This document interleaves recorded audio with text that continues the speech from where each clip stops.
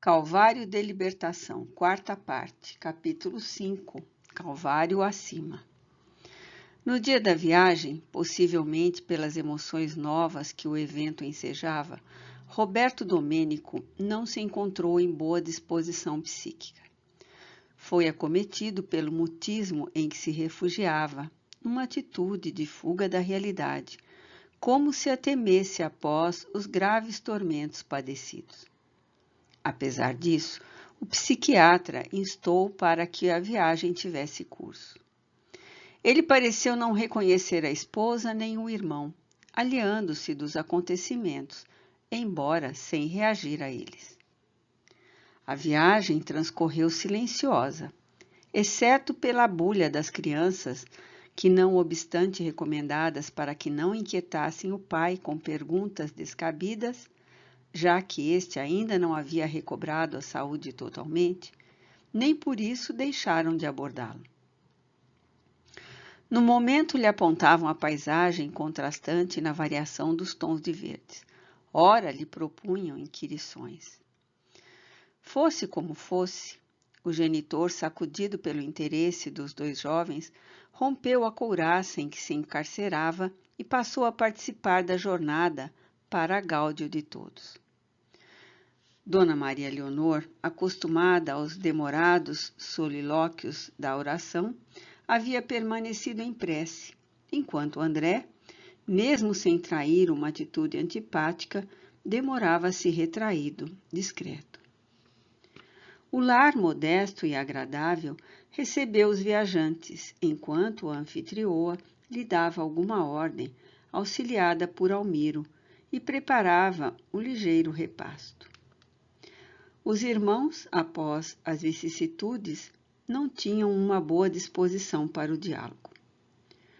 Foi Roberto quem inquiriu sobre Dona Lídia, sendo informado da sua desencarnação. Os olhos se lhe nublaram de pranto e uma onda de tristeza lhe tomou o rosto magro. Desejando auxiliá-lo, André falou da irmã, dos demais familiares, evitando recordar o genitor. Ato contínuo expôs-lhe o interesse de todos quanto à recuperação da sua saúde e da própria necessidade de retornar à capital por impositivos superiores. Noutro ensejo, propôs, gostaria de recebê-lo no lar para a alegria geral. Domênico assentiu com a cabeça, deixando trair as emoções que o dominavam. Felizmente, não poderiam ser-lhe facultados melhores recursos para o refazimento. O perdão das graves ofensas e o amor fraterno ensejando motivações para o recomeço. Quando o cunhado retornou, após ter se oferecido para auxiliar em todas as necessidades, Zuma procurara preencher as deficiências de roupas e agasalhos, tudo providenciando para que os familiares se sentissem amparados e atendidos, inclusive deixando uma importância que Dona Maria Leonor aceitou com muita relutância, e a família passou a viver as experiências que lhe deveriam nortear o futuro. Na tarde do dia imediato, o irmão Jacó, que dirigia a sociedade espírita, veio visitar o enfermo, acompanhado de mais 2 confrades, num gesto de espontânea fraternidade. O senhor Jacó Robeck descendia de uma família alemã que se estabelecera na cidade há mais de 50 anos, cujos membros haviam exercido grande influência na comunidade. Seus pais haviam se integrado na doutrina nos tempos heróicos, quando ouviram a verve inflamada de infatigáveis pioneiros que expunham a mensagem entre doestos e acrimônias, superando-se a si mesmos nas árduas lutas da verdade, contra a ignorância e do conhecimento contra as sombras da intolerância. Nessa oportunidade, o periodismo exaltado facultava as polêmicas arrebatadoras com as quais os lídimos servidores do Evangelho reagiam às calúnias do despotismo religioso, vigente e suas agressões descabidas. Cada época traz os lidadores próprios para os seus cometimentos, e eles sempre estiveram em grupo na Terra no momento hábil das grandes mudanças. Não receiam quaisquer problemas, entregando-se com afã até o sacrifício da vida, se faz necessário. Arrojados quão estoicos, entregam-se à luta sacrificando conforto, honra e saúde, com que se tornam os pioneiros dos ideais do enobrecimento e da libertação da criatura humana. Armados pela fé que resulta do apoio da razão, sem o fanatismo detestável e dotados de uma convicção enobrecida, ampliam os horizontes mentais do mundo para a compreensão dos objetivos da existência, abraçados ao progresso, que apoiam e estimulam com as suas doações. Sofrem perseguições sem queixa, experimentam combates sem quartel, padecem soledades e incompreensões sem remoques. Se sucumbem, fazem-no em holocausto de doação total, mas não cedem à intrugice nem à absurda dominação decorrente de qualquer arbitrariedade.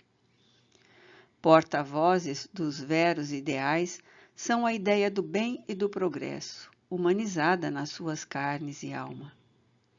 O Espiritismo, à semelhança dos grandes ministérios de libertação humana que promovem a aliança com a vida melhor e mais feliz da criatura, não ficaria sem estes vates estros e heróicos da abnegação, da renúncia e da caridade. Uns deram o testemunho silencioso entre lágrimas de fogo e com espículos que os crivaram de dores íntimas. Outros se fizeram notabilizar pela dinâmica e coragem na propugnação dos ensinos de que se tornaram apóstolos. Diversos, mas perderam tudo a fim de não se perderem, sem tergiversarem, nem conciliarem desgraçadamente, permanecendo ignorados. Não passaram, entretanto, esses tempos de heroísmo, porquanto a luta prossegue, e é necessário que a luz do bem e do amor se sobreponha aos fogos fátuos da impertinência, da jactância e da presunção. O labor da família Holbeck, nos diversos ramos da comunidade local, caracterizava-se pela honradez, por extensão do comportamento espírita que davam inequívocas provas. O senhor Jacó, de temperamento dócil e alma humilde, fizera-se a esperança dos tombados e o apoio dos que estavam por cair. Suas mãos caridosas estavam sempre ricas de dádivas de amor, com que a palavra gentil amparava a dor e o sorriso cordial animava o sofrimento a bater em retirada. Possuidor de nobres títulos espirituais, reencarnara-se para promover a doutrina pela palavra e, sobretudo, pelo exemplo de que se dava exuberantes provas de incontestável elevação. Simples, modesto, conquistava ao primeiro encontro exceção se faça àqueles que vibram e agem em outras faixas morais e mentais do processo evolutivo. Apresentado por Dona Maria Leonor ao esposo, passaram-se minutos agradáveis, sem que se abordassem diretamente pontos doutrinários, para os quais não se podiam prever as reações do paciente. Temas otimistas e encorajadores foram discorridos em conversação afável, de grande rendimento emocional para todos. A pouco e pouco, sem afetação, nas oportunidades próprias, a dedicada senhora deu ciência ao marido quanto às suas atuais convicções religiosas, esclarecendo com delicadeza as bases em que se fundamenta o espiritismo e respondendo com simplicidade às perguntas que lhe eram propostas. Explicou os motivos que a levaram a tal decisão, sem uma abordagem mais direta em torno da mediunidade, antes aclarando que a necessidade de conforto moral e espiritual, bem como de amigos dedicados, foram os responsáveis pelo estudo e reflexão dos postulados espiritistas. No domingo, pela manhã, convidou o marido a participar da palestra que teria lugar na Sociedade Espírita, acrescentando que os filhinhos eram habituais frequentadores do programa de evangelização para a infância e juventude. Para sua surpresa, embora sentindo-se canhestro, Roberto Domênico aceitou a invitação, acompanhando a família ao ministério doutrinário. A oportunidade era dadivosa. Embora a descrição do grupo nunca se aventurasse intromissão na vida do médium, os membros das atividades de desobsessão conheciam algo do seu e do drama espiritual do esposo. Com espontânea alegria íntima, receberam o visitante envolvendo-o em vibrações cordiais de enternecimento fraterno. O tema do dia referia-se à sempre atual parábola do bom samaritano, de O Evangelho, assunto de amplas conotações morais e sociais que fluíam e refluíam na caridade, a inapagável estrela polar dos viandantes que transitam, aturdidos pela via da amargura.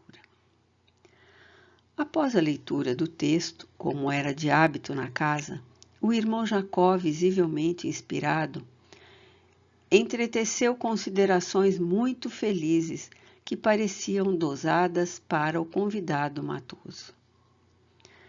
Havemos de vencer, apesar de tudo. Deveria ser um slogan para a criatura humana.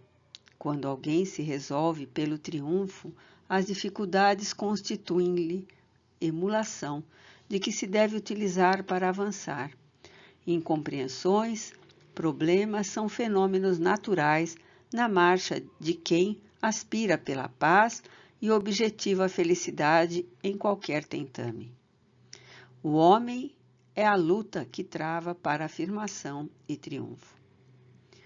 O expositor colocou a questão muito bem quando analisou a caridade do ponto de vista de quem ajuda, não indagando das causas que criaram o problema, nem fazendo um levantamento dos danos, antes amparando a vítima e pensando em como resolver as ocorrências futuras.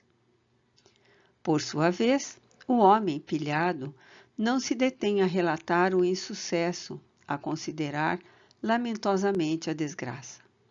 Aceita a ajuda sem condições, fazendo-se dócil ao socorro com que sairá da situação, a fim de progredir no afã dignificante da vida.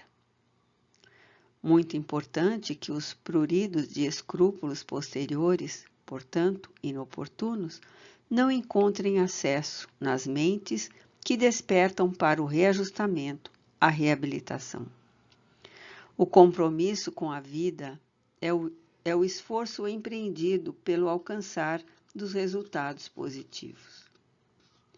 Apesar de não poder acompanhar o raciocínio integral do pregador, Domênico se situava nas colocações apresentadas, renovando-se, beneficiando-se, em face da visão mais larga sobre a questão em pauta. Ele não era o samaritano.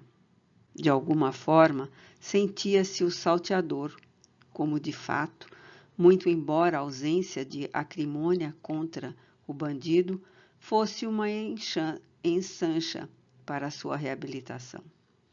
Não se discutia que punição aplicar contra o criminoso, porém, como auxiliar-lhe a vítima.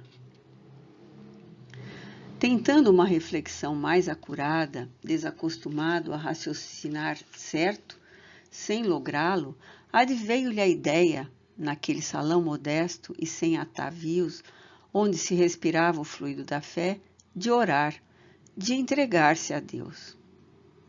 Nunca tivera antes maiores experiências religiosas que ultrapassassem a craveira comum do ritual tradicionalista, mesmo assim apenas nos anos juvenis. Cerrou as pálpebras e tentou a oração dominical que lhe brotou do âmago da alma esturdia, natural e generosa, como linfa que sai da lama coada cristalina. A emoção auxiliava-o a encontrar-se, a encontrar Deus.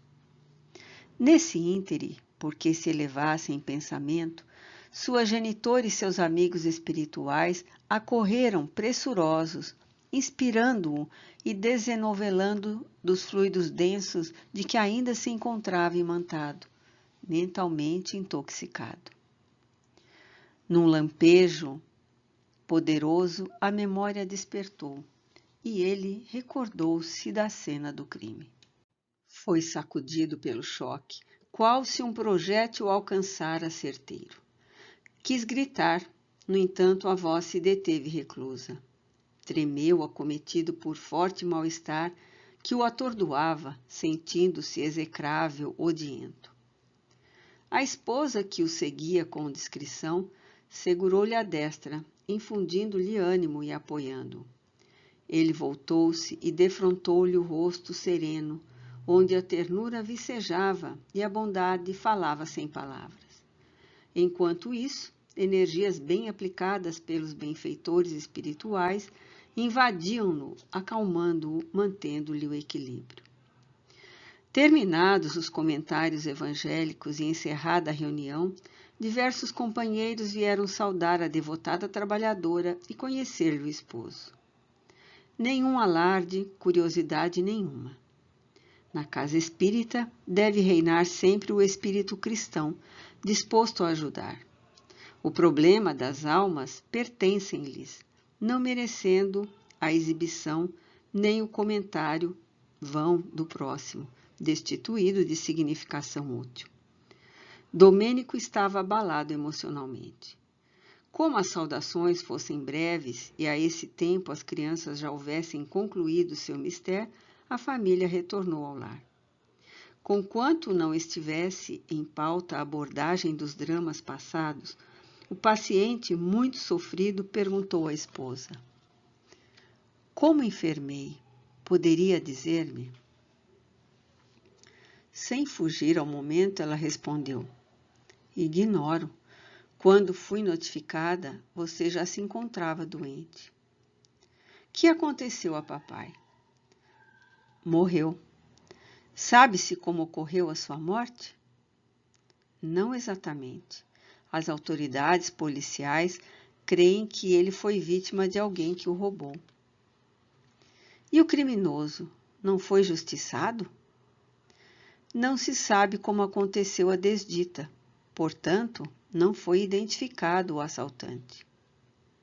"Se você soubesse..." Não concluiu a frase. Caminhava com alguma agitação na sala das refeições. A esposa, com muita calma, enfrentava a situação com a fibra moral que as circunstâncias exigiam. Não aditava esclarecimentos, não os omitia. "Eu não o matei", exclamou com desespero. "Sempre acreditei em sua inocência." "Foi Etienne a quem abati a golpe de uma acha de lenha, furiosamente. Tudo me voltou à mente como se houvesse sido arrancado de uma sepultura.